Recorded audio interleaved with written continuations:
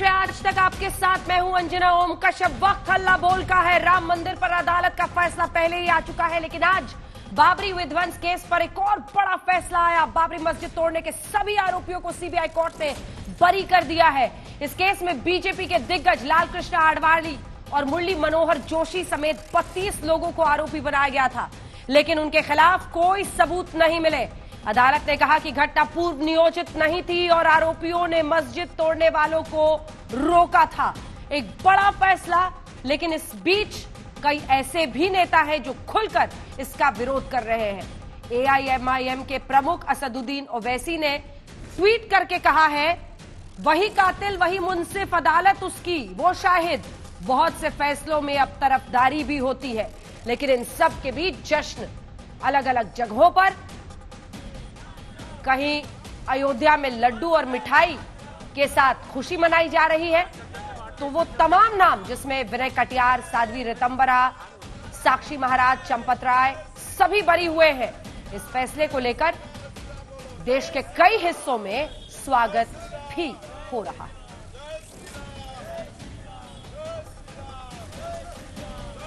आइए आपको सुनाते हैं मुरली मनोहर जोशी और लालकृष्ण आडवाणी इस ऐतिहासिक वर्डिक्ट पर क्या कह रहे हैं। कि आज के अवसर के लिए जय श्री राम, जय श्री राम, जय श्री राम, जय श्री राम। जी हाँ, ये तो एक ऐतिहासिक निर्णय दिया है सीबीआई की कोर्ट ने लखनऊ में, और मैं समझता हूँ इससे सारा देश प्रसन्न है। जो निर्णय हुआ है और 28 वर्ष तक जिसको सीबीआई पूरे देश भर से साक्ष्य जुटाने में लगी रही, उसके बाद ये निर्णय आया है। और ज्यादातर तो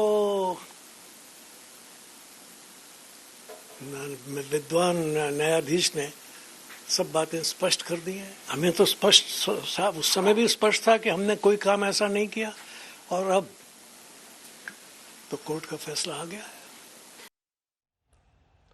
तो खुशी जाहिर करते हुए जय श्री राम बोला लालकृष्ण आडवाणी ने, और मुरली मनोहर जोशी ने कहा कि गलत हमने पहले भी नहीं किया था, लेकिन अब तो कोर्ट का ही फैसला आ गया है। कल्याण सिंह से लेकर रामविलास वेदांती, ये सभी लोग जो इसमें आरोपी बनाए गए थे वो सभी बरी हो गए हैं। महंत नृत्य गोपाल दास, आपने देखा होगा जब राम मंदिर की नींव रखी जा रही थी वहां पर सक्रिय थे। उमा भारती, साध्वी ऋतंबरा, विनय कटियार, ये ऐसे नेता माने जाते हैं जो इस पूरे आंदोलन के, राम मंदिर आंदोलन के शीर्ष पर रहे, बल्कि शुरुआत से उसका नेतृत्व किया। साक्षी महाराज, आचार्य धर्मेंद्र, बल्कि आचार्य धर्मेंद्र ने यह खत्म होने के बाद कहा कि अभी तो बस झांकी है, काशी मथुरा बाकी है। चंपत राय, महंत धर्मदास, तमाम लोग बरी हो गए। आइए आपको सीधे लिए चलते हैं। सबसे बड़ी टक्कर इस मुद्दे पर हम करेंगे। गौरव भाटिया जी हमारे साथ, नेता भारतीय जनता पार्टी के जुड़ रहे हैं, और खास मेहमान असदुद्दीन ओवैसी साहब, अध्यक्ष एआईएमआईएम के हमारे साथ जुड़ रहे हैं। ओवैसी साहब, वही कातिल वही मुंसिफ, अदालत उसकी वो शाहिद।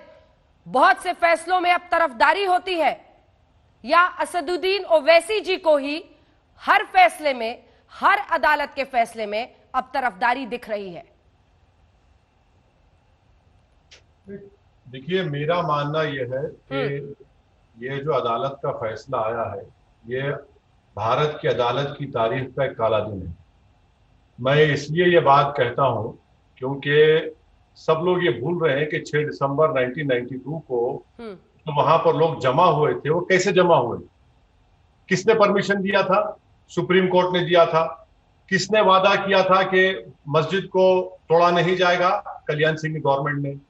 अब आप मुझे बताइए कि जब सब लोग सुप्रीम कोर्ट से इजाजत लेकर वहां पर जमा होते हैं और बाबरी मस्जिद के फैसले में कोर्ट ये कहता है कि स्पॉन्टेनियस रिएक्शन था, एक डेढ़ एकड़ के ऊपर ये बाबरी मस्जिद है, और कोर्ट ये कहता है कि ये स्पॉन्टेनियस था। क्या इसमें कॉन्स्पिरेसी नहीं हुई, प्लानिंग नहीं हुआ? और क्या चार्जशीट में ये बात नहीं कही गई थी कि कल्याण सिंह ने ये कहा था कि कंस्ट्रक्शन पर रोक है, डिस्ट्रक्शन पर नहीं है? क्या चार्जशीट में यह भी नहीं कहा गया था कि आडवाणी 5 दिसंबर की रात को विनय कटियार से मुलाकात की? आप ये सब चीजें वहां पर हैं, तो फिर आखिर मस्जिद किसने शहीद की? कौन मस्जिद को तोड़ने का जिम्मेदार है? आप तो एक काबिल वकील हैं ओवैसी साहब, आप तो एक काबिल वकील हैं। कोर्ट ने फर्क किया है। मैं मेरी एक बात सुनिए। अगर मैं आज तक के ऑफिस पे कॉल देता हूं कि कल आज तक के ऑफिस पर हाँ, सुप्रियो के खिलाफ धरना होगा, हाँ, और धरना होता है और वहां पर आज तक के 2-3 ओबी वैन्स को जला दिया जाता है, तो आप कॉल करने वालों को जिम्मेदार खड़ा करेंगे या फिर करने वालों को करेंगे? लेकिन मैंने कॉल दिया है, मैंने कॉन्स्पिरेसी की है, आप बताइए फिर कैसे लोगों पर केस नहीं साबित हो सकता है? अयोध्या पहुंचने का कॉल किया गया था ना। ठीक है वकील साहब, ठीक है, अब मेरी बात भी सुनिए। कोर्ट ने फर्क किया है आंदोलन करने में, लोगों को बुलाने में, और दूसरी तरफ मस्जिद को तोड़ने में। कोर्ट ने तो उल्टा यह कहा है ओवैसी साहब कि इन लोगों ने रोकने की कोशिश की। अब इस पर क्या कहिएगा? कोर्ट ने रोकने की कोशिश की, लोगों ने, इन नेताओं में से कुछ ने रोकने की कोशिश की कि मस्जिद को मत ढाइए। मैडम, मेरे पास वीडियोस है, मैं कल डालूंगा, जिसमें साध्वी रितांबरा कह रहे हैं कि एक धक्का और दो, बाबरी मस्जिद शहीद तोड़ दो। मेरे पास वीडियोस हैं कि उमा भारती मुरली मनोहर जोशी से बगलगीर हो रही हैं, उनको मीठा खिला रही हैं, रोक रहे थे वो। अडवाणी साहब की जो सिक्योरिटी में जो विटनेसेस थे, मैं सलाम करता हूं पुलिस ऑफिसर्स को, उन्होंने जाकर कोर्ट में कहा कि इन लोगों की साजिश, कॉन्स्पिरेसी और प्रोवोकेटिव स्पीच की वजह से मस्जिद शहीद हुई। वो मीडिया के लोग, जिनको सलाम करता हूं फ्रेटर्निटी को, जो अपनी जान को खतरे में डालकर वो एविडेंस दिए। कोर्ट ने इन तमाम को डिसरिगार्ड कर दिया। क्या ये बात सच नहीं है मैडम कि सुप्रीम कोर्ट ने सिविल डिस्प्यूट केस में कहा था कि ये एक मुनज्जम साजिश थी, कॉन्स्पिरेसी थी और एक रिलीजियस प्लेस को तोड़ा गया? क्या सुप्रीम कोर्ट ने कहा गया कि नहीं कहा कि नेशनल शेम है, क्रिमिनल एक्ट है, egregious violation of rule of law है? सीबीआई कोर्ट ने सबको भूल गया, कोई एविडेंस को नहीं देते।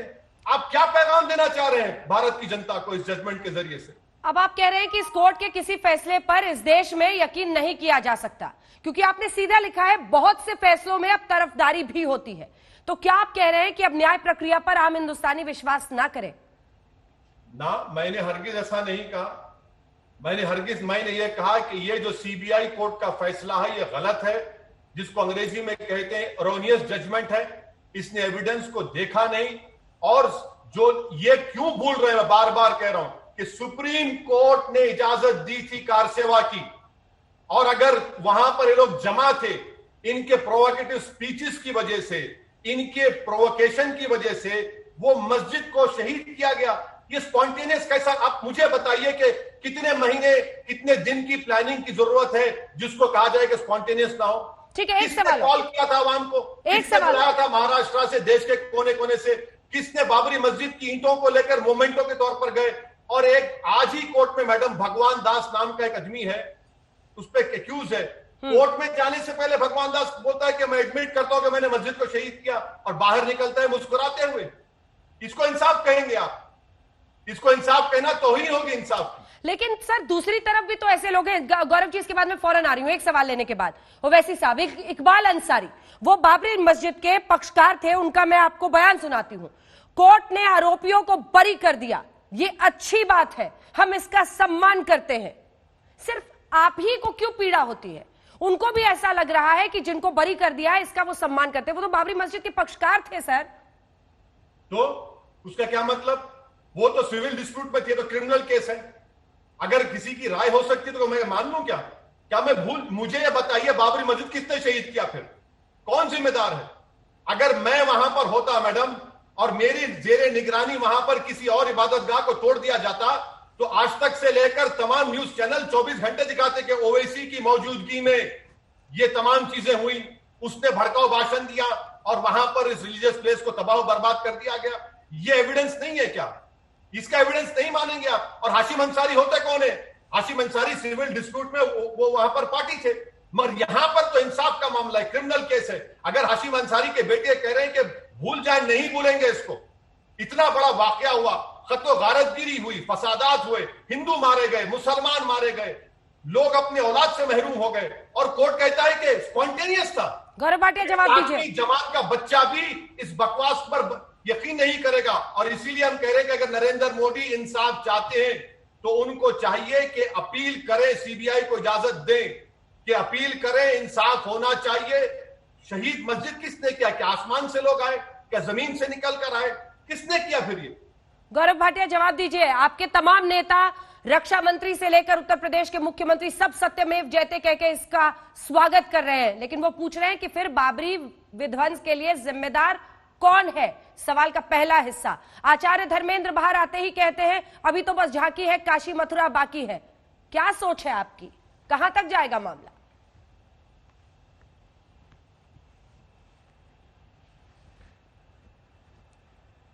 गौरव जी आवाज नहीं आ रही आपकी। गौरव जी आवाज नहीं आ रही। गौरव जी को फिर से रिकनेक्ट कीजिए। देखिए ओवैसी साहब, ये लगातार जो इस फैसले के बाद आप ट्वीट कर रहे हैं, तमाम बातें कर रहे हैं, इससे एक शक पैदा होता है। ठीक है, एक बार सुन लेते हो ओवैसी साहब उनको। गौरव जी बोलिए। अभी तो बस झांकी है, काशी मथुरा बाकी है। सबसे पहले तो अंजना जी मैं कहूंगा सत्यमेव जयते। और जब मैं सुनता हूं ओवैसी जी को तो मुझे बड़ा अजीब लगता है उसके लिए कि ये कहते हैं कि आज काला दिन है। अगर आप आंखें नहीं खोलेंगे ना तो बाहर की रोशनी, संविधान की रोशनी आपको दिखाई नहीं देगी और हमेशा सब काला ही रहेगा। सर्वोच्च न्यायालय का फैसला आया कि भव्य राम मंदिर वहां बनेगा, इनको तकलीफ हुई, जबकि सर्वोच्च न्यायालय के 5 जो न्यायाधीश हैं उन्होंने सर्वसम्मति से यह फैसला दिया था। मुझे याद है ओवैसी जी उस दिन भी आए थे, इन्होंने कहा था काला दिन है। आज फिर ये कह रहे हैं काला दिन है और ये चार्जशीट की बात कर रहे हैं।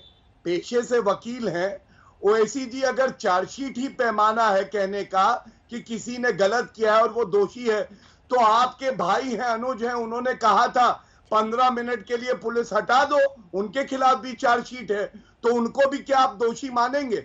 दूसरी बात, 28 साल तक भारतीय जनता पार्टी के वरिष्ठ नेता, उनकी इज्जत, ये लोग राजनीति करते रहे और कहते रहे कि देखिए इन्होंने ढांचा तोड़वाया। आज जब कोर्ट का फैसला आया और उनके खिलाफ कोई आरोप सिद्ध नहीं हुआ तो ये क्यों नहीं कहते कि हाँ हम इस फैसले को मानते हैं? तीसरी बात अंजना जी, ये देश संविधान से चलेगा, न्यायालय से चलेगा या फतवों से चलेगा जो मक्का मदीना से जारी होते हैं?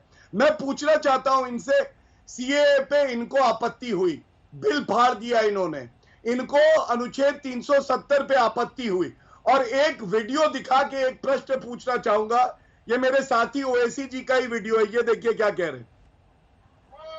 पढ़ने वाला नहीं है मोहन भगवान, तुम्हारी जिंदगी में इंशाअल्लाह ताला नहीं बनेगी।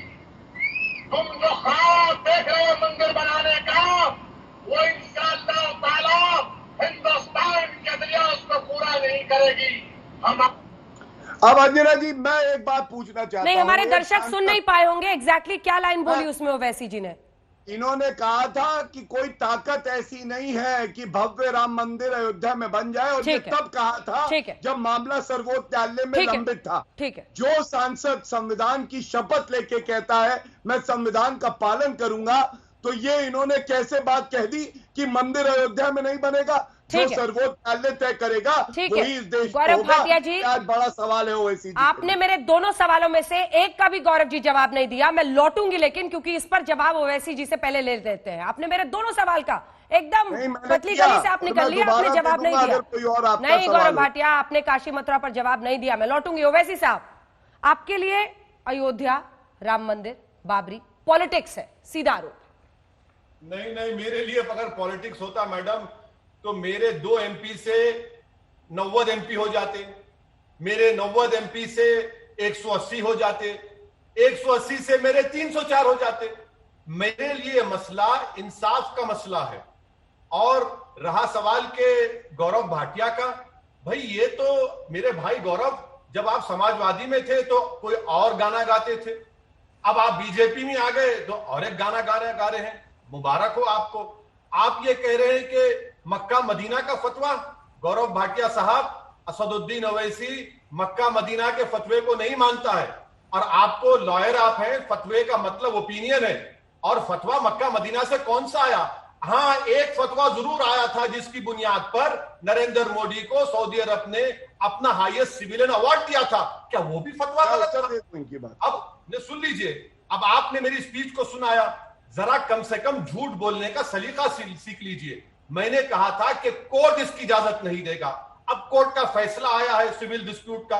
हमने कहा कि जस्टिस जेएस वर्मा ने कहा था कि supreme court is supreme but not infallible. Supreme court के फैसले से, किसी भी अदालत के फैसले से डिसएग्री करना सुप्रीम कोर्ट की तौहीन नहीं है। अगर होता तो जेएस वर्मा साहब जो रिटायर्ड चीफ जस्टिस ये बात नहीं कहते। अब आप मेरे सवाल का जवाब दीजिए। पॉलिटिक्स तो आपने की, पॉलिटिक्स तो आपने की। यही डाइस पर बैठकर साध्वी रीतांबराव ने कहा था कि एक धक्का और दो, बाबरी मस्जिद शहीद कर दो। यही कल्याण सिंह ने क्या क्या नहीं कहा था। अरे आपने इसको इस्तेमाल किया। आपने हिंदू मुसलमानों के लोग मारे गए। आप किस किस बात को कह रहेंगे, कहां रुकेंगे आप? अरे आप गलती करते हैं, मसला आप उठाते हैं और काशी मथुरा आपके एजेंडे में नहीं है। ये और बात है कि आज कोर्ट ने 1991 रिलीजियस प्लेसेस वर्शिप एक्ट का हवाला देकर उसको खारिज किया। ठीक है, मगर गौरव जी जवाब दीजिए। एजेंडे में बात शामिल है। गौरव जी जवाब दीजिए। ओवैसी जी, आपसे यही चुनौती दूंगा, अपने भाई को पहले पार्टी से निकाल के बाहर फेंक दीजिए। और इसलिए फेंक दीजिए कि उन्होंने कहा था कि 15 मिनट के लिए पुलिस हटा दो, आपने कोई कार्रवाई नहीं करी। और ओवैसी जी, सांप्रदायिक राजनीति ये होती है कि आपने कहा था जो जवान हमारे देश के लिए शहीद हो गए उसमें मुसलमान कितने, हिंदू कितने, अपने आप को पार्टी से निकालिए। और तीसरी बात मैं ये करूंगा कि मैं कहीं भी था, मैं संविधान का सिपाही हूं, कहीं भी रहूंगा संविधान की बात करूंगा। और दुख तब होता है जब आप ना न्यायालय में आस्था रखते हैं, ना प्रधानमंत्री में रखते हैं, ना संसद में रखते हैं। आपकी आस्था केवल अपने वोट बैंक पे है। और आपने इतनी शर्मसार करने वाली बात कर दी। आपने कहा हाशिम अंसारी और इकबाल अंसारी कौन होते हैं? तो मैं पूछता हूं, कौन होते हैं ओवैसी जी सारे मुसलमानों की बात करने के लिए? जितने मुसलमान आपकी पार्टी से नहीं जुड़े, उससे ज्यादा मुसलमानों का भला नरेंद्र मोदी जी अकेले कर चुके हैं। इसलिए ओवैसी जी, ये हिंदू मुस्लिम करना छोड़िए, राजनीतिक गिद्ध मत बनिए, लाशों पे राजनीति मत करिए। और आज सर झुका के इस फैसले को मानिए, क्योंकि 28 साल तक बहुत से ऐसे लीडर हैं हमारे बीजेपी के जिनको आपने निशाना बनाया और आज वो बाइज्जत बरी हो गए हैं। यही सच्चाई है। ठीक है, ओवैसी साहब इसका जवाब दीजिए और ये भी जरूर बताइएगा कि फिर इस तरफदारी जो आप फैसले में देखते हैं उसके लिए जिम्मेदार कौन है? आपको क्या लग रहा है?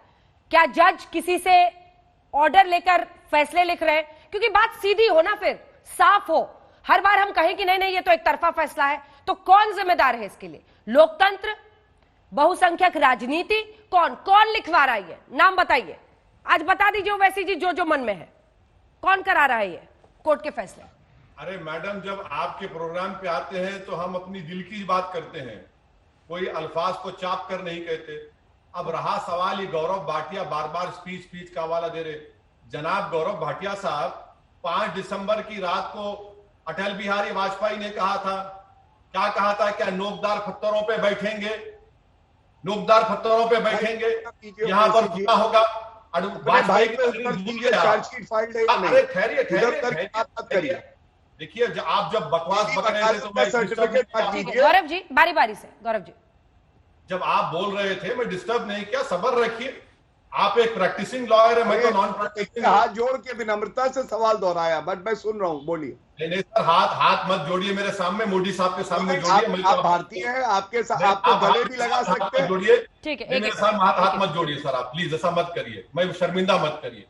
मैं यही कह रहा हूं कि कोर्ट के फैसले को नहीं माने, कौन सा गुनाह किया? डिसएग्री करना क्या गुनाह है? कि डिसएग्री करना गुनाह है तो फिर जस्टिस जेएस वर्मा ने क्या कहा था? Supreme court is supreme not infallible. अगर कोर्ट के फैसले को नहीं मानना गुनाह है तो जलीकट्टू के खिलाफ आपने कानून क्यों लाया? अगर कोर्ट का फैसला नहीं मानना गुनाह है तो फिर आपने SC/ST एक्ट में कोर्ट ने फैसला दिया, आपने पार्लियामेंट बिल क्यों लेकर आया? अरे ऐसी कई मिसालें मैं आपको दे सकता हूं। मेरा बोलना यह है कि बीजेपी ने इस मसले को सियासी तौर पर उठाया, अपनी सियासी रोटी सेकी और भाड़ में जाए बीजेपी के लिए हिंदू मुस्लिम इत्तेहाद। क्या आडवाणी जहां कहीं गए कम्युनल राइट्स नहीं हुआ? क्या हम उसको भूल जाएं? हैदराबाद से लेकर, केरल से लेकर, तमिलनाडु से लेकर कहां का आडवाणी की रथ यात्रा गई, फसाद नहीं हुआ? मैं एक ही सवाल कर रहा हूं, बाबरी मस्जिद को किसने शहीद किया? क्या वहां पर बैठकर आडवाणी मुस्कुरा नहीं रहे थे? क्या आडवाणी की सिक्योरिटी में जो लोग थे, जो ऑफिसर्स थे, मैं उनकी बहादुरी को सलाम करता हूं, उनकी इंटेलेक्चुअल ऑनेस्टी को सलाम करता हूं कि उन्होंने कोर्ट में जाकर बयान दिया। इसीलिए हम कह रहे हैं कि फैसला गलत है। क्या नरेंद्र मोदी की सरकार, भाटिया साहब जवाब दीजिए, क्या आप सीबीआई को इजाजत देंगे अपील करने की? मैं उत्तर देना चाहूंगा। सीबीआई प्रोसिक्यूटर नहीं है? क्या इस मस्जिद की शहादत एक क्रिमिनल एक्ट सुप्रीम कोर्ट ने कहा? क्या सुप्रीम कोर्ट ने नहीं कहा कि calculated act of destroying a public place of worship? क्या सुप्रीम कोर्ट ने नहीं कहा कि क्या सुप्रीम कोर्ट ने नहीं कहा नेशनल शेम है? करेंगे आपकी सरकार ये गलत फैसले के खिलाफ अपील करेगी या नहीं करेगी? वो कह रहे हैं कि क्या सीबीआई को आप कहेंगे कि वो इजाजत देंगे कि इसके खिलाफ अपील करे? अंजना जी देखिए, बैरिस्टर साहब के साथ एक परेशानी है, ये न्यायालय नहीं जाते और संविधान नहीं पढ़ते हैं। अगर इन्होंने संविधान पढ़ा हो तो इनको एक बात समझ में आएगी कि सीबीआई खुद ये निर्णय लेती है, वो एक स्वतंत्र संस्था है, उसको सरकार नहीं कह सकती है कि मुकदमे में वो क्या करे। ओवैसी जी थोड़ा सा पढ़िए लिखिए और आप जान जाएंगे जो बात मैं कह रहा हूं वो संविधान भी सही संगत है और वो सर्वोच्च न्यायालय ने भी कहा है। दूसरी बात अंजना जी, गजब की बात है, थाली का गुलाब जामुन तो मैं ही खाऊंगा लेकिन आम का अचार की मिर्ची मैं नहीं खाऊंगा। अरे अगर एक फैसला आया या तो आप पूरा फैसला मान लीजिए। आपने कहा उसमें सर्वोच्च न्यायालय ने कहा है कि विवादित ढांचा गलत गिराया गया, तो ओवैसी जी उसी बेंच में 5 न्यायाधीशों ने यह भी तो कहा है कि वहां पे मंदिर पहले से था जब एएसआई ने अपनी खुदाई करी और मंदिर बनना चाहिए, वहां मकर प्रणाली के प्रमाण मिले। तो ओवैसी जी आप केवल मुझे ये बताइए, या तो आप पूरा फैसला मान लीजिए तो हम बात करेंगे, और अगर आप पूरा फैसला नहीं मानते हैं तो नुक्ताचीनी करके ओवैसी साहब सुनिए, ये तो बहुत ही ज्यादा विशफुल थिंकिंग है ना सर, जो आप कह रहे हैं कि ये क्या सीबीआई से उसके खिलाफ अपील करवाएंगे। यहाँ रक्षा मंत्री से लेकर सब सत्यमेव जयते लिख रहे हैं और वाहवाही दे रहे हैं और खुशी मना रहे हैं और आप इन्हीं से अपील कर रहे हैं। ये पोस्चरिंग है क्या आपकी तरफ से? आपने अभी तक मेरे सवाल का जवाब नहीं दिया सर, कौन जिम्मेदार है इसके लिए? क्या आप सीधे जज पर सवाल खड़ा कर रहे हैं? क्या आपको लगता है सरकार फैसले लिखवा रही है कोर्ट में? क्या हो रहा है? या सिर्फ आंखों में धूल झोंक रहे हैं, क्या है? मैडम देखिए, मैं इतना बीजेपी से मेरे करीबी ताल्लुकात नहीं है जितना आपके या आपके लोगों के हो सकते हैं। मेरे को नहीं मालूम जजमेंट लिखा है या लिखा गया है, मगर कोई जजमेंट तो लिखा नहीं सकता पॉलिटिकल पार्टी। मैं ये कह रहा हूं कि जजमेंट गलत है, जजमेंट के खिलाफ अपील होनी चाहिए। और आपने अभी अच्छा कह दिया कि अब जब पूरे के पूरे लोग कह रहे हैं कि वेलकम कर रहे हैं, तो जाहिर है मोदी सरकार सीबीआई को नहीं कहेगी कि अपील करो। ऐसे कई जजमेंट्स हैं जहां पर सीबीआई ने अपील नहीं किया। मैं आपको एक मिसाल देता हूं, हैदराबाद में मक्का मस्जिद में बॉम्ब ब्लास्ट हुआ, कई लोग मारे गए, जख्मी हुआ, लोग एक्विट हो गए जिस पर मुकदमा था। आपने अपील किया? क्या कहा था कोर्ट? मैं पार्लियामेंट में क्वेश्चन डाला था, आपने कहा कि नहीं करेंगे अपील। गवर्नमेंट ने जवाब दिया, आप कहते हैं सीबीआई ऑटोनोमस है। दूसरी बात, गौरव भाटिया, आप सुप्रीम कोर्ट का फैसला पढ़े नहीं। सुप्रीम कोर्ट ने अपने फैसले में कहीं पर भी ये नहीं कहा कि एएसआई की रिपोर्ट सही है, वहां पर मंदिर तोड़कर मस्जिद बनाई गई। क्यों झूठ बोलते हैं भाई? आप तो प्रैक्टिसिंग लॉयर है। चलिए पैराग्राफ नंबर को ओवैसी साहब आप सिर्फ भ्रम फैलाएंगे। कोई आपसे स्पेसिफिक सवाल पूछेगा कि क्या ये जज में आपको गलती दिख रही है या सरकार करा रही है, तो उसमें आप कहिएगा कि आप बीजेपी के करीबी हैं, इसका जवाब आप दीजिए।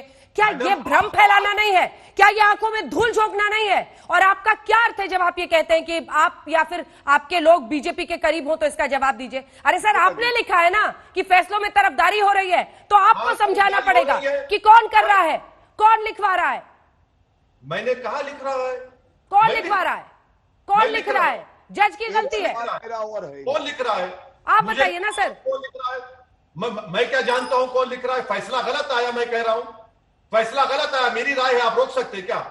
क्या आप मुझे जोर जबरदस्ती करके बोलेंगे नहीं वापिस लो, भरम फैला रहे? मुझे ये बताइए, मस्जिद को किसने तोड़ा? किसने सुप्रीम कोर्ट को धोखा दिया? जाकर सुप्रीम कोर्ट अगर परमिशन नहीं देती तो क्या 6 दिसंबर में मस्जिद टूटती थी क्या? सीबीआई के एविडेंस कलेक्शन में कमी थी। एक स्पेसिफिक चीज पर तो पहुंचना पड़ेगा ना सर। क्या सीबीआई के एविडेंस कलेक्शन में, केस बिल्डअप करने में कमी थी? कहां पर कमी थी? बहुत सी चीजें हैं। मिसाल के तौर पर 99 से लेकर 2004 तक अडवाणी होम मिनिस्टर थे, सीबीआई उनके नीचे। 2014 से अब तक बीजेपी की सरकार, होम मिनिस्ट्री बीजेपी के पास। हिंदुस्तान भारत का सबसे सेकंड हाईएस्ट सिविलियन ऑनर किसको मिलता है? आडवाणी को मिलता है, जिसके खिलाफ उस वक्त क्रिमिनल चार्ज थे। अब आप जोड़ लीजिए डॉट्स को पूरे। मैं ये नहीं कह रहा हूं कि जजमेंट कोई लिखाया, गौरव मैं भाटिया जज के ऊपर भी नहीं उठा रहा हूं, मैं कह रहा हूं जजमेंट गलत है। ये जजमेंट बिल्कुल सरासर गलत है, ये इंसाफ नहीं कर रहा है। 1950 से लेकर 2020 तक बाबरी मस्जिद के मामले में भारत के मुसलमानों से इंसाफ नहीं हुआ, धोखा हुआ है हमसे। ये मैं खुलकर कह रहा हूं आपके सामने। आप पूछेंगे क्यों? मेरी मस्जिद में मूर्तियां रखी गई, मूर्तियां नहीं निकालते। आधे घंटे के ऑर्डर में ताले खोल देते आप। प्राइम मिनिस्टर कंट्री का है, चीफ मिनिस्टर है, मस्जिद शहीद हो जाती है। आप बताइए मुझे। और जो लोग परमिशन लेते हैं सुप्रीम कोर्ट से, वो पूरे के पूरे बरी। तो क्या आसमान से लोग आए थे, जमीन से निकल कर आए थे, जिन्होंने मस्जिद को शहीद किया? इसका जवाब कौन देगा? जवाब दीजिए गौरव जी। अंजना जी देखिए, अगर किसी ने मुसलमानों को ठगा है तो वो कांग्रेस पार्टी है और हमारे साथी ओवैसी जी हैं। ये कहते हैं मुसलमानों के साथ इंसाफ। मैं कहता हूं मुसलमान महिलाओं के हक की लड़ाई, ट्रिपल तलाक, किसने ट्रिपल तलाक जो है खत्म करके उसको एक क्रिमिनल ऑफेंस बनाया? आपने तो उसको अपोज किया था। और ये all India Muslim personal law board के मेंबर भी हैं। All India Muslim personal law board ने अंजना जी क्या कहा? उन्होंने कहा जहां अब मंदिर बन रहा है सर्वोच्च न्यायालय के फैसले के बाद, वहां पे हमेशा मस्जिद रहेगी। हागिया सोफिया का उदाहरण दिया। आप एक बोले सेकंड थे गौरव ओवैसी जी, गौरव जी देखिए, आप इशू से भटका रहे हैं मामले को। सवाल सीधा है जिस पर मैंने बोला और ओवैसी जी भी भड़के, लेकिन इस सवाल का जवाब आपको भी देना होगा कि अगर कोर्ट ने भी कहा कि ये इल्लीगली ढाया गया, तो क्या ये सीबीआई की जिम्मेदारी नहीं थी कि वो तय कर पाते कि आखिर किसने किया? क्योंकि आज यही पता चल रहा है कि कोई कसूरवार नहीं था, यही माना जाए। अंजना जी, दर्शकों के लाभ के लिए और आपके लिए भी, बिना कोई आरोप लगाए, क्योंकि इन्होंने तो आपको भाजपा से बड़ा क्लोज बता दिया, मैं आपको जानकारी दे देता हूं। देखिए, सर्वोच्च न्यायालय के पास एक सूट था जिसमें यह तय करना था कि मालिकाना हक किसका है। वो फैसला आ गया और हम सबको पता है सर्वसम्मति से आया और उसके बाद भव्य राम मंदिर बन रहा है। जो आज तय हुआ है वो क्या तय हुआ है? एक क्रिमिनल ऑफेंस किया गया था कि नहीं, और जो वरिष्ठ नेता थे उन पे कॉन्स्पिरेसी का चार्ज लगाया गया कि ये कॉन्स्पिरेसी पहले से प्री प्लान्ड थी। कोर्ट ने ये माना और तमाम दस्तावेजों से 2000 पेज का जजमेंट देने के बाद उन्होंने कहा कि नहीं, ये प्री प्लान नहीं थी, ये स्पॉन्टेनियस थी, उकसाया नहीं गया। जो वरिष्ठ नेता है उन्होंने भीड़ से कहा संयम बरतो, ये आया है फैसले में। अब जैसे ओवैसी जी की राय है वैसे किसी नागरिक की राय है। ओवैसी किसी नागरिक से ज्यादा महत्वपूर्ण नहीं है या उनसे ज्यादा जो है वरिष्ठ नहीं है। अंसारी जी को ये कहते हैं उनकी बात में दम नहीं है, अपनी बात पे सारे मुसलमानों की बात करने लगते हैं। ये अपने आप में भेदभाव दिखाता है कि ये अपने को तो अहमियत देते हैं, दूसरे लोगों को कम समझते हैं। लेकिन आपने अभी तक ये नहीं बताया कि मंदिर मस्जिद तक में कितने दिनों तक इस देश को आप उलझाएंगे। काशी मथुरा के अभी से सुर निकालने लगे हैं, इससे इनकार नहीं कर सकते।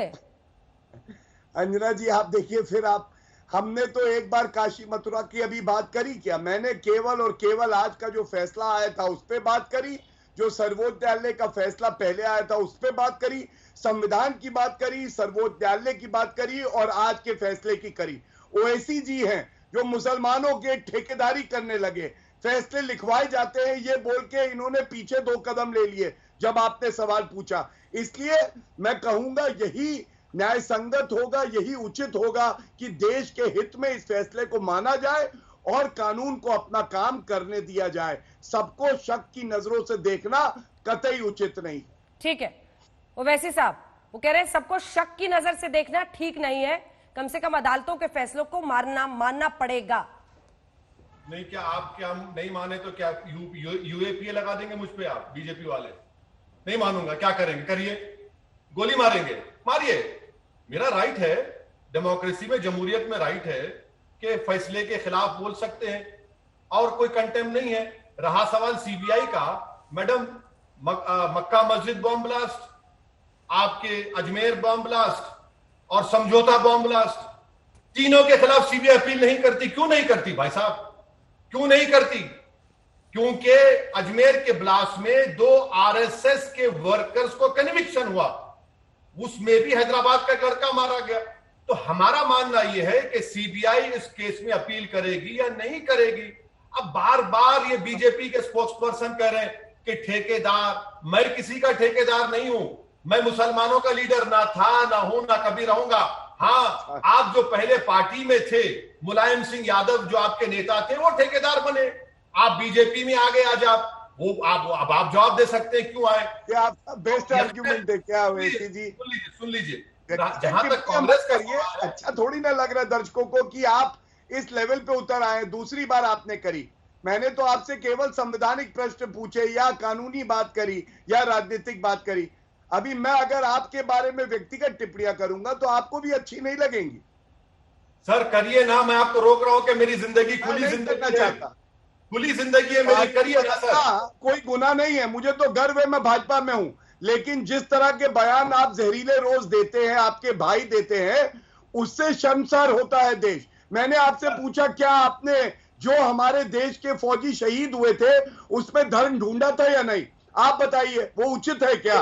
एक सेना का जवान अगर है, उसने शहादत देश के लिए दी है, किसी धर्म के लिए नहीं दी। आपका बयान चला सकता हूं। ओवैसी जी जवाब दे रहे हैं, दीजिए।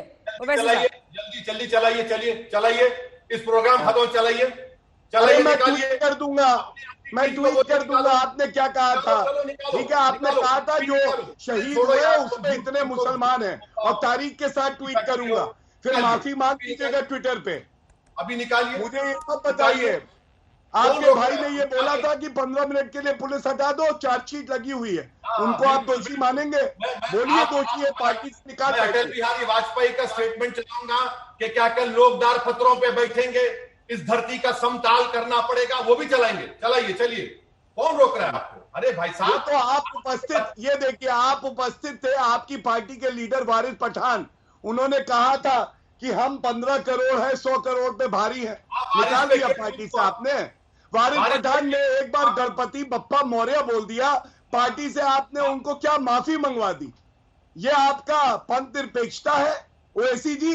गणपति बप्पा मौर्य बोलने पे आपने वारिस पठान से माफी मंगवा दी। आरोप लगाए हैं, इस पर जवाब ले लेते हैं ओवैसी जी का। ओवैसी जी, क्या आरोप है इनके आरोप क्या है?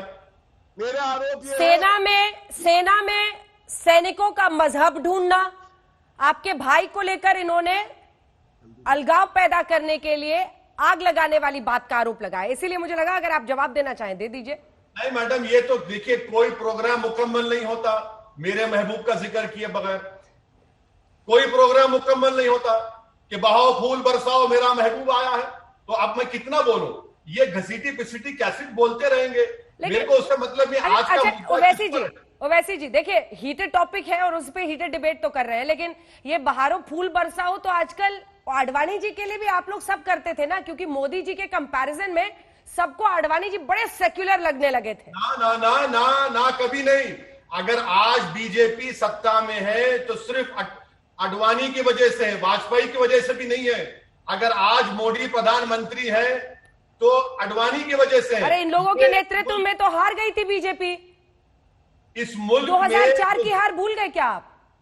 सुनिए, इस मुल्क में जो डिवीजन पैदा हुआ है हिंदू मुसलमानों के दरमियान में, उसकी तो बुनियाद श्री आडवाणी ने की थी, वही तो जिम्मेदार है। आज जो आडवाणी साहब ने जो काम किया उसका ये फायदा उठा रहे हैं। गौरव भाटिया, मैं उत्तर दे दूं? हाँ अंजना जी, देखिए कोई तो वजह होगी कि हमारी पार्टी 2 से आज पूर्ण बहुमत वाली पार्टी है और ये 2 से आगे नहीं बढ़ पाए। उसकी वजह यही है कि ये केवल और केवल एक धर्म विशेष की राजनीति करते रहे, सांप्रदायिक राजनीति करते रहे, समाज को बांटते रहे, संविधान को तार-तार करते रहे, पार्लियामेंट के पटल पर बिल फाड़ते रहे। इसीलिए जनता ने इनको फाड़ दिया। और ओवैसी जी, बिना तथ्यों के मैं नहीं बोलता हूं, ये मेरे हाथ में है। संजुवन अटैक में आपने कहा था कि 5 में से 7 जो आतंकी हमले हुए हैं उसमें शहीद मुसलमान सैनिक हुए हैं, और प्रधानमंत्री जी इस पे क्यों नहीं बोलते हैं? तो ये जो शहीद होते हैं ये मुसलमान, हिंदू, सिख, ईसाई हैं, ये आप जैसे लोग ढूंढते हैं। हम लोग मानते हैं एक सैनिक केवल देश के लिए शहादत देता है, वो किसी धर्म के लिए शहीद नहीं होता। ये आपकी सोच हो सकती है, हमारी नहीं। वैसे साहब, इस पर आपका स्पेसिफिक जवाब, और साथ ही अब क्या कोई अगला कदम आप सोच रहे हैं? क्योंकि ऐसी जानकारी आ रही थी कि हो सकता है मुस्लिम पर्सनल लॉ बोर्ड इस मामले को लेकर नए सिरे से उठाए, क्योंकि आप उससे भी जुड़े हुए हैं। दोनों पर आपका जवाब। मैडम, गौरव भाटिया ने जो बात कही है, मैं उनसे पूछना चाह रहा हूं कि उत्तर प्रदेश में तो ठाकुरों का राज है। एक क्रिमिनल का एनकाउंटर हो गया तो उसको जलाने की जिम्मेदारी दी गई। एक दलित की बच्ची का रेप होता है, आपकी बहादुर रिपोर्टर आज तक की, उस खानदान क्योंकि दलित थी उसको जलाने की इजाजत नहीं दी गई, मां बाप को दूर रख दिया गया। आप बात कर रहे हैं, आप बात कर रही हैं। अरे भाई, तुम तो गैंगस्टर को इजाजत दिए और एक दलित बच्ची जो मर गई उसकी जबान काटा गया, उसके भाई मां बाप को आपने उसके आखिरी रसूमात अदा करने नहीं दिया। गौरव भाटिया साहब, कभी कभी अपने गिरेबान में झांक कर देख लीजिए कि उत्तर प्रदेश में तो ठाकुरों का राज है। हर जगह ठाकुर ठाकुर ठाकुर, और आप मुझे बोल रहे हैं हिंदू मुस्लिम। भाई साहब, आप ये बात मत करिए। हाँ, मैं इस फैसले के खिलाफ था और रहूंगा और खुलकर बोलता रहूंगा। हम ये उम्मीद करते हैं कि सीबीआई को अपील करना चाहिए, और अगर सीबीआई नहीं करता तो पर्सनल लॉ बोर्ड और भारत के वो लोग जो आज भी इंसाफ को मानते हैं, इंशाअल्लाह वो अपील करेंगे इस गलत फैसले के खिलाफ। ठीक है, चूंकि हाथरस का आपने जिक्र किया है, जल्दी से अपने दर्शकों को बता दें, सीएम योगी ने पीड़ित परिवार से बात की है। आप बने रहिए हमारे साथ, हम लौट रहे हो। वैसी साहब बने रहिएगा। गौरव जी, एक बार जवाब दीजिए जो सवाल वो उठा रहे हैं। पूरे देश में जबरदस्त गुस्सा है, आक्रोश है। उस परिवार के दर्द ने पूरे देश को झकझोर दिया है, लेकिन आपकी यूपी पुलिस तमाशबीन बनी वहां मुस्कुराती रही। वो तस्वीरें दिखाइए जो 10 सबूत हमने इकट्ठा किए हैं आज 6 बजे दिखाने के लिए अपने दर्शकों को। दिखाइए इनको, कैसे माँ बाप सब एम्बुलेंस के सामने पल्लू बिछाकर बैठे रहे कि हमारी बेटी को एक बार घर ले जाने दो, एक अंतिम बार अपनी बेटी का चेहरा देखने दो। और पुलिस ने ये करने नहीं दिया, अंतिम संस्कार नहीं हुए उसके, और सीधा उसको जला दिया। जवाब है आपके पास इसका? अंजना जी, देखिए, पहले तो मैं आपत्ति दर्ज करता हूं कि ओवैसी जी की मानसिकता देखिए। वो कहते हैं ठाकुरों का राज, राज संविधान का होता है, और हर नागरिक जो उत्तर प्रदेश का है उसको इंसाफ मिले, ये सुनिश्चित करने की जिम्मेदारी यशस्वी मुख्यमंत्री योगी आदित्यनाथ जी की है। और बड़े भारी मन से, बड़े दुख से ये जो हाथरस में मामला सामने आया है, ये बहुत ही पीड़ाजनक है। इसमें कोई राजनीति नहीं हो सकती, इसका कोई जस्टिफिकेशन नहीं हो सकता। लेकिन अंजना जी, मैं एक बात जरूर कहूंगा, प्रधानमंत्री नरेंद्र मोदी जी ने भी योगी जी से बातचीत करी। अभी आपका चैनल दिखा रहा है कि योगी आदित्यनाथ जी ने भी जो पीड़िता का परिवार था उससे बात करी। पुलिस ने किसकी शय पर जला दिया, घर नहीं जाने दिया? आज ये जवाब दीजिए आप। पुलिस ने किसकी शय पर, किसके आदेश पर, कहां से ऐसी हिमाकत उनमें आई कि उन्होंने बॉडी को घर नहीं जाने दिया और ले जाकर जला दिया? माँ बाप रोते रहे एम्बुलेंस के सामने। गौरव भाटिया, इसका मतलब समझते हैं आप? देखिए, आपके प्रश्न का उत्तर जरूर दूंगा। और आप और हम तो यहाँ पर अपनी बातें कर लेंगे, लेकिन सोचिए, वो हमारी बच्ची हो सकती थी, वो हमारी बहन है। वो अपने घर नहीं गई, हमारी बहन है। ना जीवन में सम्मान, ना मौत में सम्मान। सुनिए अंजना जी, किसके शय पर पुलिस ने ऐसा किया? जवाब दीजिए। वो हमारी बहन थी जो अब इस दुनिया में नहीं है, और इसीलिए दर्द हो रहा है। हमारी बच्ची हो सकती थी नहीं। आप ये बताइए सर, ये सब इमोशनल बातें नहीं सुननी हमें पता है कौन सा नेता क्या कह रहा है। आप सीधा इस पर जवाब दीजिए आज गौरव भाटिया। ये देखिए तस्वीरें, हम 10 सबूत दिखा रहे हैं। इस तस्वीर में आपको उसके माता पिता, ये देखिए, आधी रात में बच्ची का शव जला दिया इस तरह से, अंतिम संस्कार के बिना। ये पुलिस वालों को आप देखिए, हंसी ठिठोली करता हुआ एक पुलिस वाला वहां पर दिख रहा है। इसका जवाब दीजिए कि ऐसी रातों रात क्यों जलाई गई उसकी बॉडी, क्यों परिवार को नहीं दिया गया? मुझे ये बताइए। अगर आप मुझे समय देंगी तो मैं बिल्कुल उत्तर देने का प्रयास करूंगा। देखिए, सबसे पहले तो जो अंतिम संस्कार हुआ वो विधि विधान से और परिवार की सहमति के बाद हुआ। और ये बात आप ही के चैनल पे मैं देख रहा था 5:30 बजे के आसपास। गलत एडीजी ऑर्डर हैं, उन्होंने भी एडीजी ने गलत जानकारी दी है। मैं चुनौती देती हूं एडीजी को, एडीजी ने गलत जानकारी दी है। हमारे पास तस्वीरें हैं, हमारी रिपोर्टर वहां पर मौजूद थी। आज ये तमाम बातें नहीं चलेंगी गौरव भाटिया। तस्वीरें हमारे सामने है, एम्बुलेंस के सामने माता पिता सभी। नहीं, ये चिंता नहीं है, पूरा ये सच की लड़ाई है साहब। सॉरी गौरव भाटिया, ये नहीं, अगर मैं आपको झूठ बोलकर नहीं निकलने दूंगी, मैं झूठ बोलकर या आपको या एडीजी को नहीं निकलने दूंगी। परिवार वाले एम्बुलेंस के सामने लेट कर रोक रहे थे, कह रहे थे बेटी को घर ले जाने दो। नहीं किया ऐसा तो फिर कहिए डंके की चोट पर। पेरेंट्स ने, माता पिता ने, गौरव भाटिया अगर आपको नहीं पता है आप सुन लीजिए, माता पिता ने और भाई ने उसके बाद, नहीं आप पहले फैक्ट सुनिए, आप फैक्ट सुनिए सर। माता पिता और भाई ने अपने आप को कमरे में बंद कर लिया सर, अपने आप को कमरे में बंद कर लिया कि पहले बेटी को घर लाओ नहीं तो हम अंतिम संस्कार नहीं करेंगे। तब पुलिस ने ले जाकर जला दिया। अब मैं बोल लूं अगर आपकी इजाजत हो अंजना जी? बोलिए। धन्यवाद। देखिए, मैंने कहा परिवारजनों की सहमति के बाद ही अंतिम संस्कार हुआ है, लेकिन कुछ परिवार वाले थे, ये बात एडीजी लॉ एंड ऑर्डर भी कह रहे थे, जो चाहते थे माता पिता नहीं थे तो कोई परिवार वाले कौन होता है सर? माता पिता नहीं थे, पिता नहीं थे, कैसी बात कर रहे हैं आप गौरव भाटिया? अंजना जी, आप क्या मुझे कह रही हैं कि एडीजी लॉ एंड ऑर्डर ने आपके कार्यक्रम में आके ये बात नहीं कही है? उन्होंने कहा कोई परिवार के रिश्तेदार की परिवारजन थे, रिश्तेदार नहीं कराते, पिता कराता है अपनी बेटी का अंतिम संस्कार। पता नहीं है आपको? मुझे रात के अंधेरे में अंतिम संस्कार ऐसे किया जाता है, और अंतिम संस्कार तो ढंग से हुआ भी नहीं। जो शव था वो स्थिति में नहीं था कि बहुत देर तक रोका जा सके, और परिवार वालों की सहमति के बाद ही उसका अंतिम संस्कार किया गया।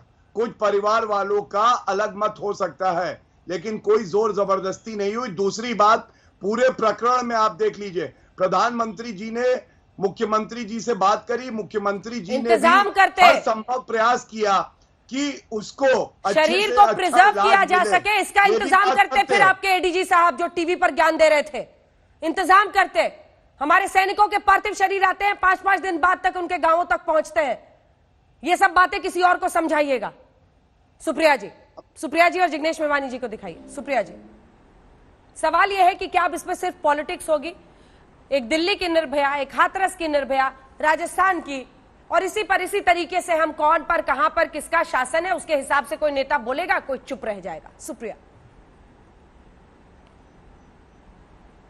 नहीं, बिल्कुल नहीं, और मैं आशा कर रही थी कि हमारे पास ज्यादा टाइम होगा इस डिबेट का, क्योंकि 34 मिनट करीब हमने बाबरी मस्जिद का डिस्कशन किया। मैं सिर्फ इतना कहूंगी, मैं आपका गुस्सा भी समझ सकती हूं, क्योंकि हम सब की बेटियां हैं, हम सब महिलाएं हैं, और हम देख रहे हैं कि हमारे सामने क्या हो रहा है। मैं 2 चीजों का उल्लेख करूंगी। उसका जिस तरह से दाह संस्कार किया गया, बिना रीति रिवाज के, बिना उसको घर की देवरी पे ले जाए, जबकि माँ बाप मानते रहे, ये कुकृत्य है, ये पाप है, और पुलिस लगातार झूठ बोल रही है। लेकिन उसके पहले जो उसके साथ हुआ, उसका उत्तरदायित्व, उसका जवाबदेह कौन है, ये बताइए मुझे। 8 दिन तक उस लड़की के गैंग रेप की एफआईआर नहीं लॉन्च होती है। वो 14 सितंबर पर उसको हमला हुआ है, और 28 सितंबर तक उसको दिल्ली नहीं लाया जाता है। वो डिस्ट्रिक्ट हॉस्पिटल के एक वार्ड में पड़ी रहती है।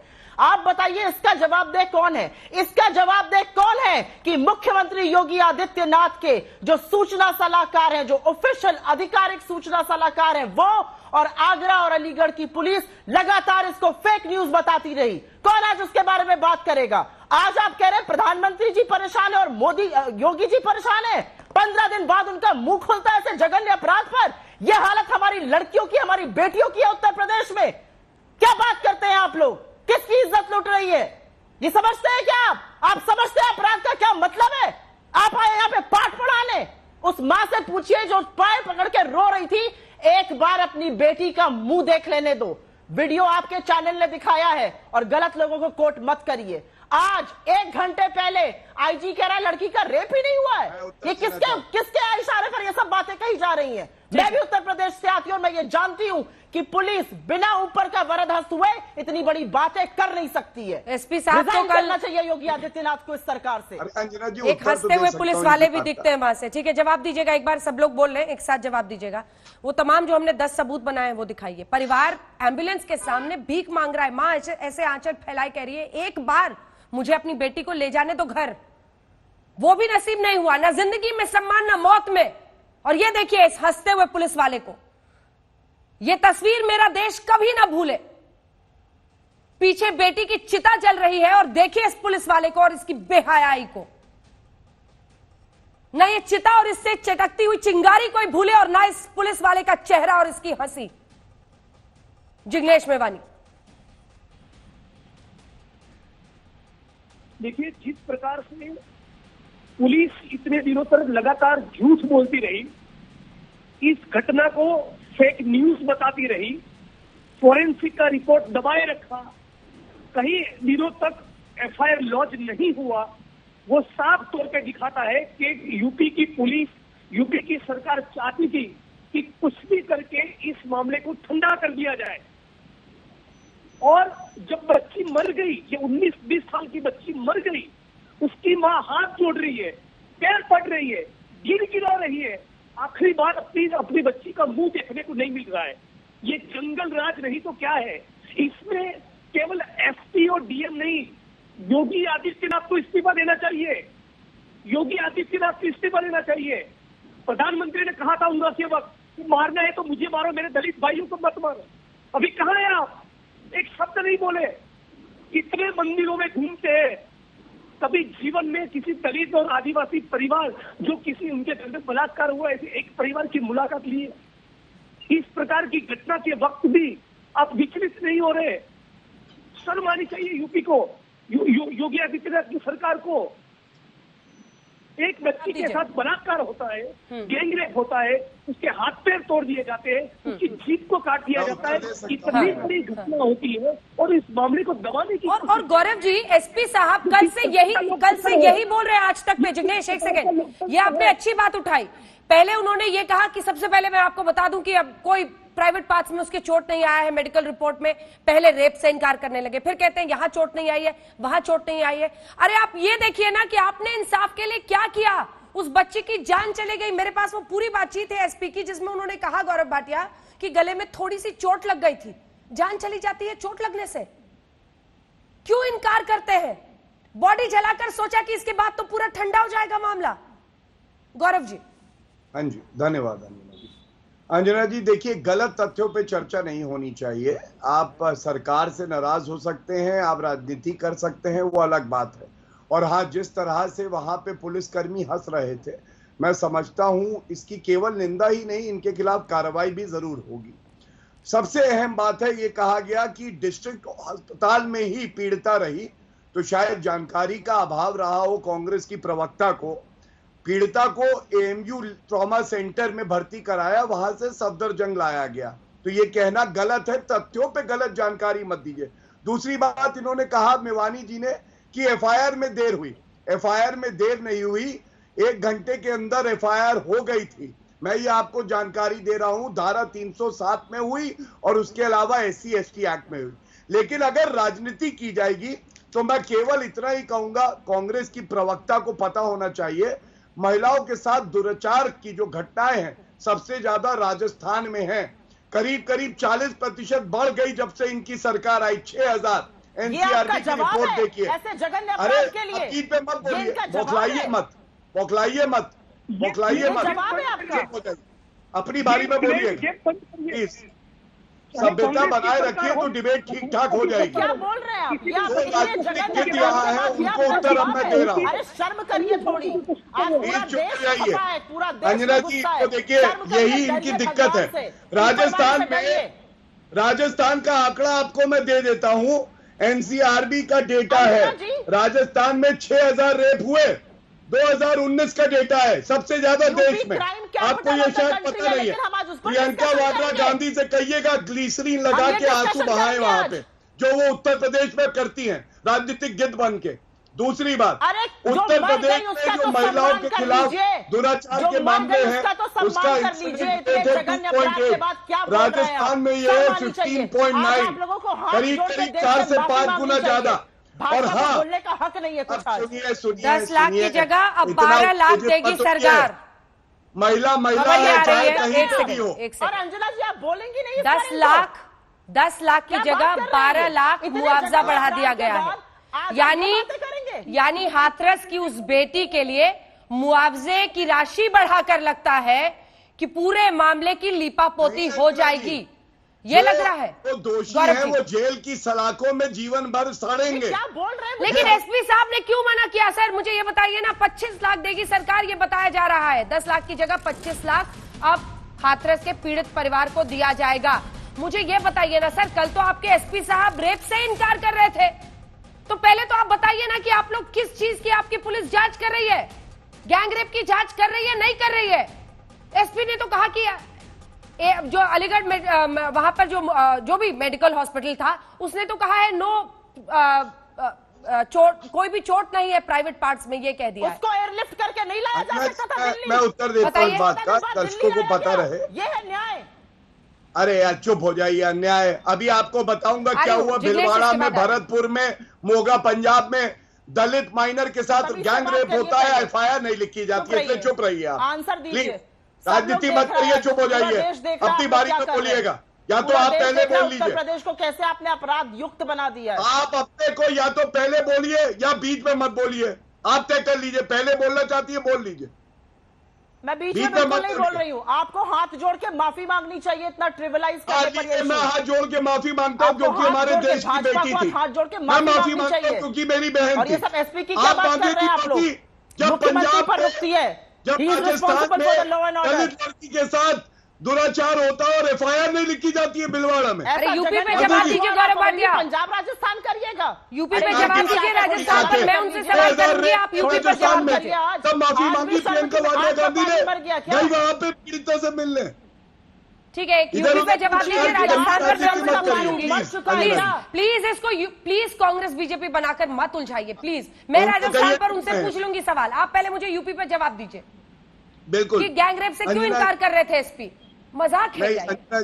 बिल्कुल अंजना जी, बड़ी जिम्मेदारी से मैं आपको एक बात बता दूं कि इसमें जो दुराचार का भी मामला है उसकी विवेचना हो रही है। 4 लोग अरेस्ट हुए हैं। जो 161 का बयान होता है, ये 14 तारीख की घटना है, वो 22 तारीख को लिया गया क्योंकि इससे पहले जो पीड़िता थी वो इस हालत में नहीं थी कि बयान दे।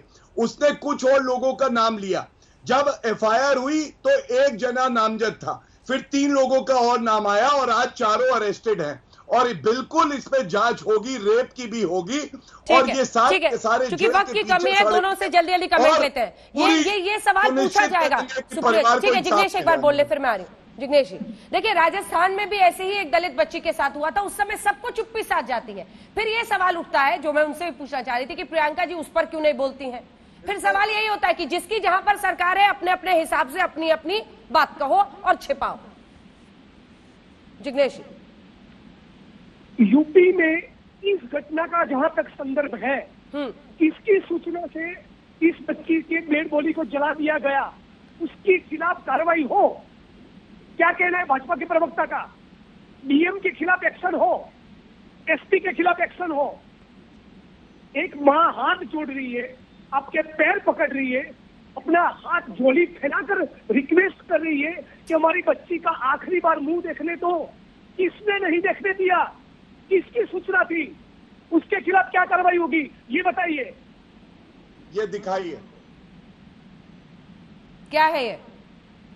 मैं बात कर सकती हूँ? 1 मिनट। मुख्यमंत्री जी ने खुद पीड़िता के परिवार से बात करी है, ये हमने दिखा दिया है। ये जो आपको उसके लिए मोबाइल निकालने की जरूरत है, हमने दिखा दिया है। सुप्रिया जी जल्दी से। और प्रियंका जी यूपी में होने पर तो खूब बोलती हैं, राजस्थान में होने पर चुप रह जाती है। ठीक है गौरव जी, दिखा दिया हमने। मैं 20 सेकंड में सिर्फ एक बात कहूंगी। बिल्कुल, मैं 20 सेकंड में सिर्फ ये कहूंगी कि जो लड़की कहीं पर आज मरी है, जिसकी इतनी अमानवीय ढंग से हत्या हुई है, रेप की बात होती है उस पे कहिए। और प्रियंका वाड्रा गांधी, राहुल जवाब सुन लीजिए गौरव जी। तो मैं बोलूं? गौरव जी ब्रेक का टाइम हो रहा है, प्लीज जल्दी से। मैं सिर्फ इतना कहूंगी कि जिस भी बेटी का जहां भी इतना जघन्य अपराध करके बलात्कार होता है, वो बेटी इस देश की है। हम इस इशू को ट्रिविलाइज मत करें। और मुझे ऐसा लगता है आप एसपी को क्लीन चिट देकर छोड़ने की बात मत कीजिए, क्योंकि लॉ एंड ऑर्डर का उत्तरदायित्व प्रदेश के सूबे के मुख्यमंत्री आदित्यनाथ पर है और वो आंख बंद करके बैठे रहे। 14 तारीख को रेप हुआ था और 30 तारीख को उनका पहला बयान आया है। गौरव भाटिया जैसे नीच लोग अपना मुंह बंद रखेंगे, इनको वक्त की कमी है। आप सभी का बहुत शुक्रिया हमारे साथ चर्चा में शामिल होने के लिए। ये शोर है, लेकिन इस शोर के आगे आवाज है, आवाज है उस बेटी की, और हम आज तक पर हाथरस की उस बेटी की आवाज बनेंगे। देखते रहिए आज तक पर नॉन स्टॉप कवरेज।